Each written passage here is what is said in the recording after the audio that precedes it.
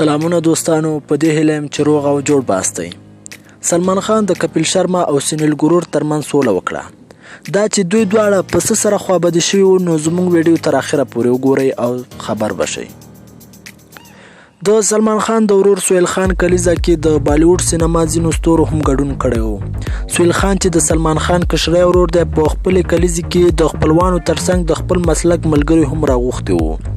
نیها ډوپیکا، همیش ریشما، کپیل شرما او سنیل ګرور ترڅنګ نور مشهور بالیوډي اکټران او سندرغاړو هم کلیزې کې ګډون کړی و. سنیل ګرور او کپیل شرما یو مشهوره خپرونه چې د کپیل شرما شو په نوم ده په سونی چینل کې په ګډه پر مخ بیوله، چې د سنیل برخه د هر چا لپاره په زړه پورې وه. خو په 2018 میلادي کال کې کله چې د دې خپرونې ډله د یوې کاري سفر په موخه استرالیا ته په لاره وه، د کپیل او سنیل ترمنځ شخړه رامنځته سوې وه چې سنیل پر نیمې لار د ټیم څخه بیل سوی و او تر هغې وروسته یې د کپیل شرما د شو څخه هم خدای پاماني وکړه. د خپرونې تر پرېښودلو وروسته یې په بیا غوښتنه ترې وشوه چې راشي، خو د سنیل ګرور زړه مات شوی و.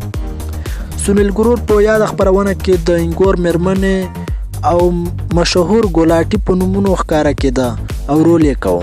سلمان خان د دوی دواړو ترمنځ خوابدتیا ته د پای ټکی کېښوده، د خپل ورور کلیزې ته یې راوبلل او سره خوشحاله یې کړه. خو دا نه ده معلومه چې سنیل ګرور به بیا د کپیل سره په شو کې یو ځای سي که نه. کپیل شرما په خپل انسټاګرام د سلمان خان او سنیل ګرور سره د عکس په خپرولو سره سهیل ته د کلیز مبارکي ویلې. د کپیل شرما د خپرونې د روان پړاو 100 برخې جوړې شوي چې ورسره کې کوشر د کروشنا ابیشک، بهارتی سنگ او چندن پرباکار هم په بیلابیلو برخو کې ورسره کار کوي.